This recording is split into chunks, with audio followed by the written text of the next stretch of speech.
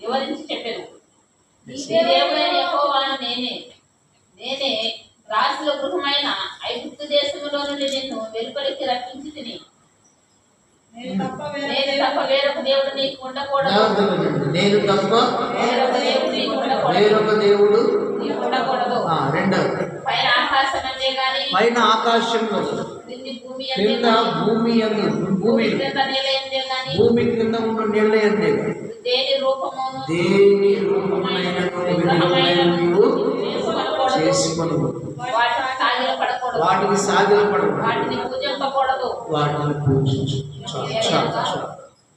ఏ రూపము చేసుకోవద్దన్నాడు.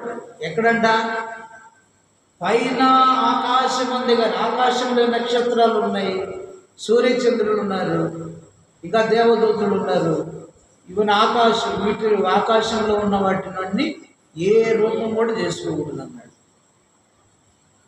తర్వాత భూమి మీద ఎవరున్నారు? మనుషులు ఉన్నారు, పశువులు ఉన్నాయి, పక్షులు ఉన్నాయి, జలచరాలు, భూచరాలు. చేప దేవుడని, చెట్టు దేవుడని, భూమి మీద ఉన్నాయండి. ఇవన్నీ మానవుడు చేసుకుంటాడని దేవుని తెలుసు కాబట్టి ఏ రూపము నువ్వు చేసుకోవద్దు. భూమి మీద ఉన్నవి స్త్రీ రూపం, పురుష రూపం చేసుకుంటున్నారు. అవి చిన్నగా వాటికి ఆకారాలు సృష్టించుకుంటా ఉన్నారు, పూజించుకుంటా ఉన్నారు, సాగిలు పడుతున్నారు. కాబట్టి భూమి మీద ఉన్న ఏ రూపం కూడా చేసుకో.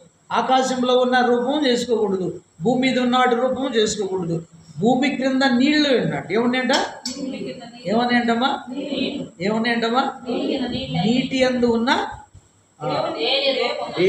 నీళ్ళ యందు కానీ నీళ్ళ యందు ఏమున్నాయి? చేపలు, జలచరాలు కదా. చేపలు రకరకాలు ఉన్నాయి, జలచరాలు. వాటి రూపాలు కూడా నువ్వు చేసుకో. ఏ రూపము చేసుకోవద్దు అన్నాడు. ఫస్ట్ ఆజ్ఞ నువ్వు వింటలేదే. వాళ్ళని అనుసరించి నడుచుకుంటున్నావే. వాళ్ళతో సహవాసం చేసిన ప్రేమించమన్నాడు కానీ ద్వేషించొద్దన్నాడు. అర్థమైందమ్మా? ఏ విగ్రహాలను చేసుకున్నా వాళ్ళకి తెలియక వాళ్ళ దేవుడు ఏమన్నాడంటే, వారు మనోనేత్రాలకు సాతాను గుడ్డితనం కలుగు చేసింది కాబట్టి వాళ్ళు తెలియని దాన్ని అన్నీ కూడా మాకు దేవుడు దేవతలు అనుకుంటున్నారు కాబట్టి వాళ్ళని ద్వేషించవద్దు. వాళ్ళని ప్రేమించాలి. వాళ్ళ దేవతలను ద్వేషించవద్దు, వాళ్ళని ద్వేషించవద్దు, కానీ ప్రేమించి వారి కోసం ఏం చేయాలి? వాళ్ళకి తెలియదు నాయన అని ప్రార్థన.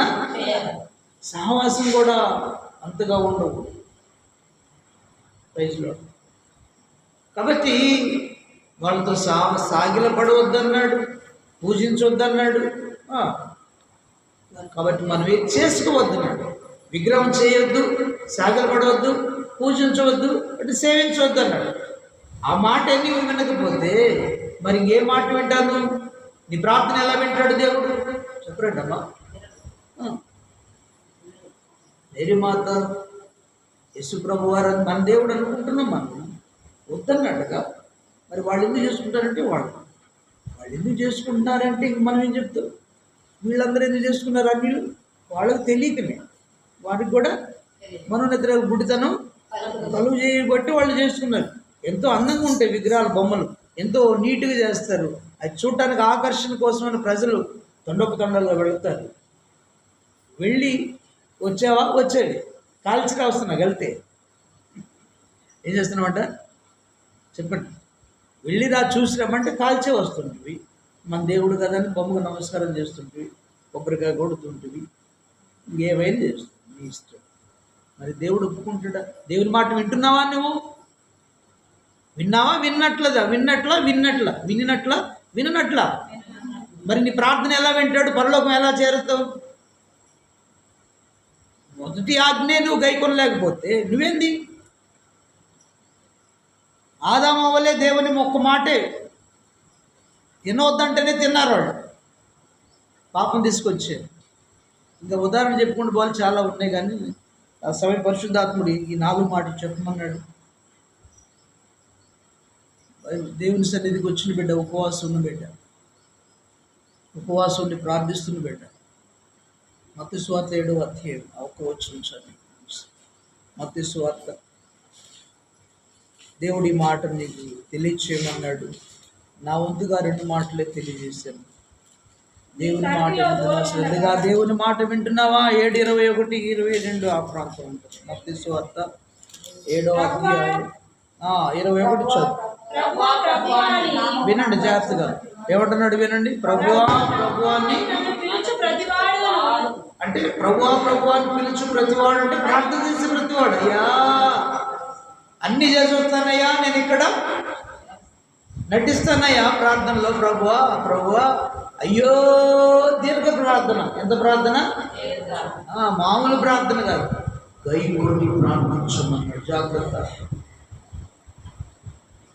దేవుని మాట నమ్మి దేవుని మాట ప్రకారం నడుచుకుంటూ నువ్వు ప్రార్థిస్తే ఆయన కదిలిపోతాడు. స్తోత్రం. నువ్వు ప్రార్థన చేయాల్సిన అవసరం కూడా లేదు. కన్నీరు పెట్టి నీ మనసులో బాధను బట్టి నువ్వు కన్నీరు పెట్టుకుంటే చాలు, కదిలిపోతాడు ఆయన. వచ్చేస్తాడు నీ దగ్గర. ఏం కావాలమ్మా అంటాడు. నువ్వు అనుకున్న మాట ఆయన మాట వింటే, ఇది దేవుని మాట నేను విని భయపడి గైకుంటే తప్పకుండా ఆయన నువ్వు ఏడిస్తే చాలు కానీ ఆయన వచ్చేస్తాడు. పెద్ద పెద్దగా అరవాల్సిన పని లేదు. ప్రభువా ప్రభువా నీ గుండె కేక చాలు ఆయన. నీ బాధను కన్నీరు కారుస్తున్నా నీ కన్నీటి బొట్టు చాలు ఆయన కదిలి నీ దగ్గరికి వచ్చి నీ కన్నీటిని తొడవటానికి, నీ బాధను తీసివేయటానికి. గై కొనుకుండా నువ్వు ఎంత కేకలేసినా లాభం లేదని అర్థం. ప్రభువా ప్రభువా అని పిలుచు ప్రతివాడు పరలోక రాజ్యంలో ప్రవేశించాడు. పరలోకమే దొరకదంట. పరలోకం దొరకకపోతే ఏం దొరుకుతుంది? పరలోకం కాకపోతే ఇంకేముంటుందంట? పాతాళం, నరకం. మరి పోతావా? దేవుని మాట వినకుండా దేవుని మాట ప్రకారం నడుచుకోకుండా వెళ్తావా నరకానికి? మాట విని లోబడి పరలోకం చేరుతావా? ప్రార్థన చేసి ప్రశ్న వేసుకుని ప్రవేశంలో కానీ పరలోకమందు నా తండ్రి చిత్త ప్రకారం చేయబడి ప్రవేశించింది. ఎవరు ప్రవేశిస్తారంట? నా తండ్రి చిత్త ప్రకారం చేయబడే. తండ్రి చిత్త ప్రకారం, తండ్రి అది ఎవరి ఇష్టం అంట? చిత్తం అంటే దేవునికి ఇష్టం. నీకిష్టమైనది ఉత్తమమైనది, నీకిష్టమైనది నీతి న్యాయమే కదా. దీన మనసుతో నీ దేవుని చేరుటయే కదా.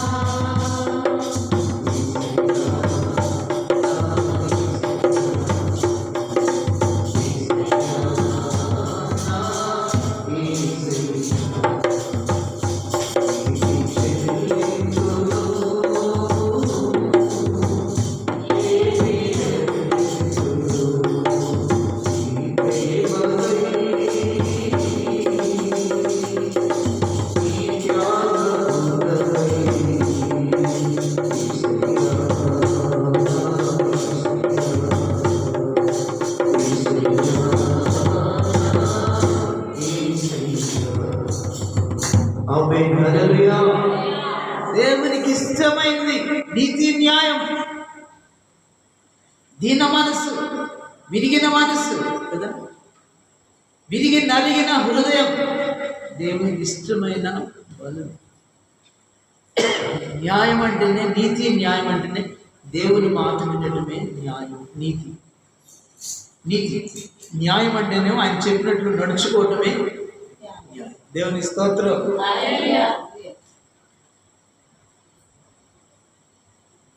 అన్య దేవతలలో ఒకటి నీలో ఉండకూడదు. నువ్వు దానికి సాగకూడదు. దాని పూజ ఇలా చేస్తే నీవు నాకు స్వకీయ సంపాదన. నువ్వు నా మాట వింటే పరలోకం చేరుతావు. దేవుని వాక్యం ప్రభువా ప్రభువా అని పిలిచి ప్రతివాడు పరలోక రాజ్యంలో ప్రవేశించలే కానీ నా తండ్రి చిత్త ప్రకారం చేయవాడే పరలోకంలో ప్రవేశించును. చదువు తిరువతలకు వచ్చిన బాగా ప్రభువా ప్రభువా అని నన్ను పిలిచివాడు ప్రతివాడును పరలోక రాజ్యములో ప్రవేశింపడు గాని పరలోకమందున్న నా తండ్రి చిత్త ప్రకారం చేయవాడే ప్రవేశించును. ఆ దినము అనేకులు నన్ను పిలిచి ప్రభువా ప్రభువా నేను నీ నామమును ప్రవచింపలేదా, నీ నామమును దేవుని వెళ్ళగొట్టలేదా, నీ నామమును అనేకమైన అద్భుతములు చేయలేదని చెప్పుతున్నావు అని చెప్పుదు. నేను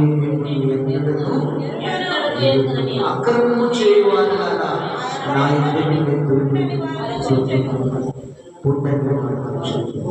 కాబట్టి ఈ నా మాటలు విని